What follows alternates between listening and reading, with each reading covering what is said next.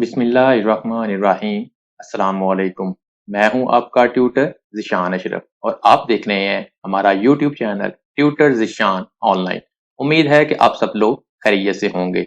आज के इस वीडियो लेक्चर के अंदर मैं आपको तफसील के साथ ये बताने वाला हूं कि सेमेस्टर सिस्टम के अंदर स्टडी किस तरह से होती है।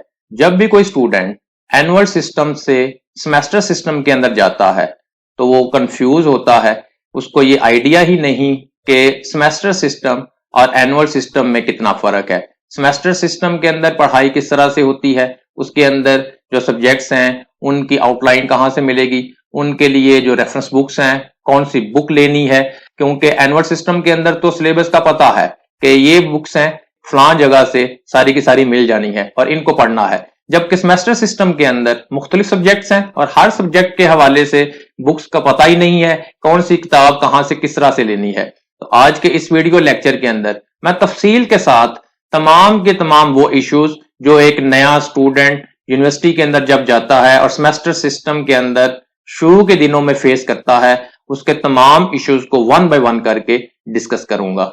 जब सेमेस्टर स्टार्ट होगा तो हर एक टीचर अपनी क्लास के अंदर फर्स्ट वीक के अंदर एक आउटलाइन स्टूडेंट्स को प्रोवाइड करेगा।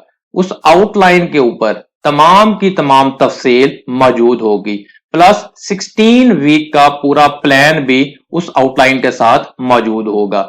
अगर पहले वीक के अंदर टीचर को याद नहीं रहा कि आपको आउटलाइन दे तो आप टीचर से रिक्वेस्ट करके उससे आउटलाइन मांग सकते हैं। मोस्टली यूनिवर्सिटीज के ऑनलाइन सिस्टम के अंदर आउटलाइन मौजूद होती हैं। अगर उनके सिस्टम के अंदर आउटलाइन मौजूद नहीं है तो आप अपने रेलिवेंट टीचर से रिक्वेस्ट करके उससे आउटलाइन ले सकते हैं। उस आउटलाइन के अंदर तमाम की तमाम चीजें डिटेल के साथ मौजूद होंगी।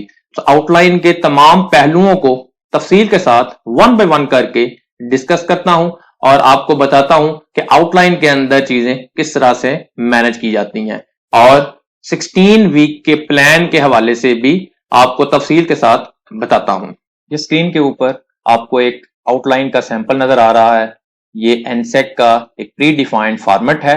मुख्तलिफ यूनिवर्सिटीज के अंदर ये फॉर्मेट डिफरेंट हो सकता है, लेकिन ज्यादातर यूनिवर्सिटीज इस पैटर्न को ही फॉलो करती हैं। इसके अंदर तमाम की तमाम तफसील मौजूद है जो एक टीचर आपको आउटलाइन देगा और हर एक टीचर की आउटलाइन के अंदर कमोबेश इससे मिलती जुलती चीजें ही मौजूद होंगी। लिहाजा सैंपल के तौर पे एक आउटलाइन को आपके सामने तफसील के साथ डिस्कस करने वाला हूं। इस आउटलाइन के अंदर इंस्टीट्यूट का नाम है, जिस यूनिवर्सिटी के अंदर आपने एडमिशन लिया उस यूनिवर्सिटी का नेम होगा। उसके बाद जिस प्रोग्राम के लिए ये कोर्स ऑफर किया जा रहा है उस डिग्री प्रोग्राम का नेम होगा, बीएस का है या एमएस का है, और बीएस के अंदर भी कौन सा प्रोग्राम है, सॉफ्टवेयर इंजीनियरिंग है, कंप्यूटर साइंस है, इंफॉर्मेशन टेक्नोलॉजी है, डेटा साइंस है, वगैरह वगैरह। उसके बाद आप देख रहे हैं इस आउटलाइन के अंदर कोर्स का कोड है।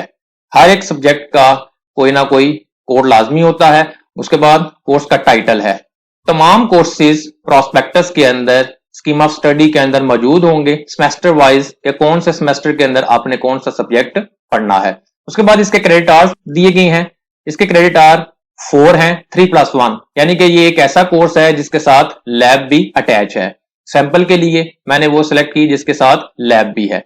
इसका प्री रिक्विजिट की बात करें तो इसका प्री रिक्विजिट नॉन है। प्री रिक्विजिट से मुराद ये है कि इसका पहले से कोई कोर्स नहीं है जो लाजमी है। कुछ कोर्सेज के लिए प्री रिक्विजिट कोर्सेज की शर्त लाजमी होती है। प्रीवियस वीडियो के अंदर मैंने को तफसील के साथ एक्सप्लेन किया हुआ है। असेसमेंट इंस्ट्रूमेंट्स है और उसकी वेटेज है कि एक टीचर आपकी असेसमेंट किस तरह से करेगा। ये कोर्स टू कोर्स वेरी कर सकती है और टीचर टू टीचर भी ये चीजें वेरी करती हैं। परसेंटेज का थोड़ा बहुत फर्क हो सकता है। इसके अंदर क्विजेस हैं, 4 से 6 क्विज होंगे, उसकी वेटेज 10% है। वो 15% तक भी हो सकती है और वो कम भी हो सकती है। 4 से 6 असाइनमेंट्स होंगी जिनकी वेटेज 10 है। क्योंकि ये लैब का कोर्स है तो इसके अंदर 20% लैब की वर्किंग है। मिड टर्म एग्जाम होगा 20% का और फाइनल एग्जाम होगा 40% का। ये कोर्स टू कोर्स और टीचर टू टीचर ये चीजें थोड़े बहुत फर्क के साथ हो सकती हैं। कोर्स कोऑर्डिनेटर कोई भी नहीं है। अगर टीचर का कोई कोऑर्डिनेटर होगा तो यहाँ पे होगा। मोस्टली एमएस कोर्सेज के अंदर कोऑर्डिनेटर की जरूरत होती है, बीएस कोर्सेज के अंदर कोऑर्डिनेटर की जरूरत नहीं होती। बीएस के अंदर तमाम का तमाम काम टीचर खुद ही कर रहा होता है। यूआरएल इफ एनी, अगर इस सब्जेक्ट के हवाले से टीचर का कोई यूआरएल है तो वो मेंशन होगा, जिसके ऊपर उसके लेक्चर मटेरियल्स होंगे। उसके बाद आ जाते हैं इसकी बुक की। हर एक आउटलाइन के अंदर एक टेक्स्ट बुक वो लाजमी होगी कि जिसको टीचर फॉलो करेगा। वो किताब आपने लाइब्रेरी के अंदर से ले लेनी है या उसको मार्केट से परचेज कर लेना है। बहुत सारी बुक्स की पीडीएफ फॉर्मेट होती है, आप उसको इजीली इंटरनेट से डाउनलोड कर सकते हैं। बुक के अलावा रेफरेंस बुक्स भी हैं जो यहाँ पे मेंशन है। इसके अलावा भी स्टूडेंट्स चाहे तो कोई भी किताब जो ऑथेंटिक बुक हो वहां से वो पढ़ सकता है। जरूरी नहीं है कि यही बुक्स हो, इसके अलावा भी कोई बुक जो आपके पास मौजूद है यहां से आपने उस कंटेंट्स को पढ़ना है। कोर्स का ऑब्जेक्टिव होगा, हर कोर्स का यहाँ पे ऑब्जेक्टिव मेंशन होगा कि इस कोर्स के अंदर आपने क्या हासिल करना है, इस कोर्स को पढ़ने के बाद आप क्या चीजें अचीव करेंगे।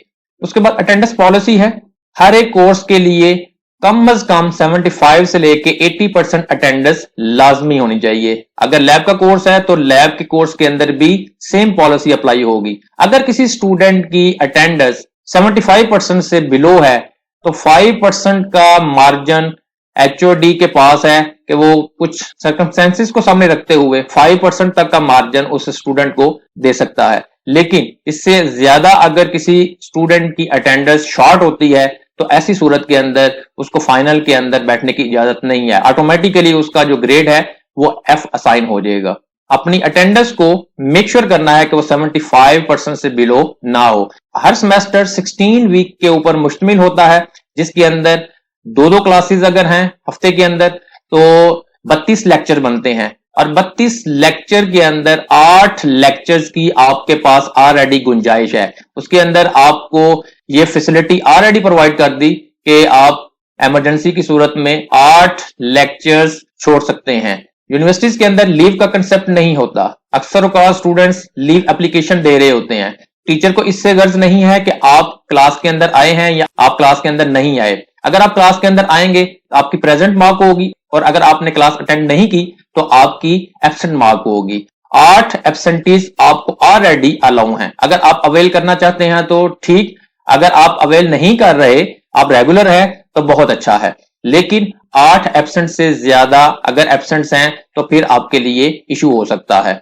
आप कोशिश करें कि अपनी अटेंडेंस को 75% से हमेशा ऊपर रहे। उसके बाद 16 वीक का प्लान आपके सामने मौजूद है। हर वीक के अंदर टीचर ने अपनी आउटलाइन को डिस्ट्रीब्यूट किया हुआ है 16 वीक के पॉइंट ऑफ व्यू से। हर वीक के अंदर अगर 2 लेक्चर्स हैं 1 घंटा और 15 मिनट के, तो उस हिसाब से उसने तमाम लेक्चर्स को डिवाइड किया हुआ है कि पहले लेक्चर के अंदर उसने कौन से टॉपिक्स पढ़ाने हैं, सेकंड लेक्चर के अंदर उसने कौन से टॉपिक्स पढ़ाने हैं। इस तरीके से 16 वीक का मुकम्मल आपके सामने ये प्लान मौजूद है। 8 या 9 लेक्चर्स के बाद मिड टर्म का एग्जाम होगा। मिड टर्म के बाद बाकी जो लेक्चर्स हैं वो नॉर्मली उसी तरीके से मुकम्मल होंगे और 16 वीक का प्लान आपके सामने ये मौजूद है। आप इसको चेक कर सकते हैं कि आपका टीचर लेक्चर बाय लेक्चर इसको फॉलो कर रहा है। लेट्स सपोज अगर कोई लेक्चर मिस हो जाता है, बाज़ औक़ात टीचर को कोई इमरजेंसी है या कोई और रीजन हो जाती है, किसी वीक के अंदर उसका लेक्चर नहीं हुआ, तो ऐसी सूरत के अंदर टीचर किसी और वीक के अंदर उसका मेकअप प्लान करेगा। जो मिस लेक्चर था उसका एक्स्ट्रा लेक्चर होगा जिसको मेकअप लेक्चर कहते हैं। टीचर्स ने अपने लेक्चर्स को पूरा करना है मेकअप के साथ अगर कोई लेक्चर उसका मिस हो जाता है तो। 16 वीक के प्लान के बाद अगर कोई लैब का कोर्स है तो उसके अंदर लैब के प्रैक्टिकल्स की मुकम्मल इंफॉर्मेशन भी आपको प्रोवाइड कर दी जाती है। 16 वीक के अंदर 16 लैब्स होंगी और हर लैब के अंदर आपने कौन सी चीज परफॉर्म करनी है। तो 16 वीक का पूरा प्लान भी आपके सामने इस अंदाज के साथ मौजूद होगा। उसके बाद टीचर्स ने लेक्चर्स की डिवीजन की होती है, क्लास के अंदर लेक्चर को किस तरह से उसने डिलीवर करना है। उसके अंदर पहले 15 से 20 मिनट वो अपने लेक्चर के टॉपिक को एक्सप्लेन करेगा।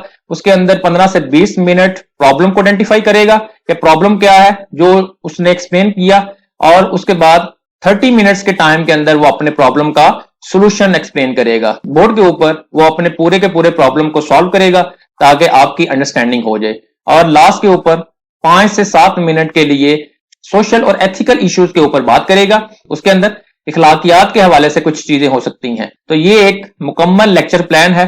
कुछ लेक्चर्स के अंदर प्रेजेंटेशन वगैरह होती हैं। कोई ऐसा सब्जेक्ट जिसके अंदर कोई प्रेजेंटेशन अरेंज करनी है टीचर ने, तो उसकी डिटेल यहाँ पे मौजूद होगी कि हर स्टूडेंट के लिए मुख्तलिफ टॉपिक्स असाइन कर दिए जाते हैं और हर टॉपिक के लिए 10 से 15 मिनट का टाइम उसको असाइन किया जाता है, उसकी डिटेल आ जाती है। ये डिपेंड करता है सब्जेक्ट की नौयत के ऊपर और टीचर के ऊपर कि वो किस तरह से अपने सब्जेक्ट को प्लान करेगा। उसके बाद टीचर का नेम होगा, टीचर के सिग्नेचर होंगे और डेट होगी। इस तरीके से पूरे का पूरा कोर्स आपके सामने मौजूद होगा कि उस कोर्स के अंदर कौन से वीक के अंदर कौन सा टॉपिक डिस्कस किया जाएगा। आपके पास जब डिटेल मौजूद होगी, आप पहले से उस टॉपिक को प्रिपेयर करके जाएं ताकि क्लास के अंदर जब टीचर चीजों को एक्सप्लेन करे तो आपको किसी किस्म की प्रॉब्लम ना हो, आप उसके ऊपर मुख्तलिफ क्वेश्चंस कर सकें। असाइनमेंट्स, क्विज़ेस साथ साथ चेक होती जाएंगी। अगर कोई असाइनमेंट मिस हो जाती है तो उसकी पेनल्टी होती है। क्विज का रीटेक नहीं होता। आपने स्पेसिफिक टाइम के ऊपर अपने क्विजेस को अटेम्प्ट करना है।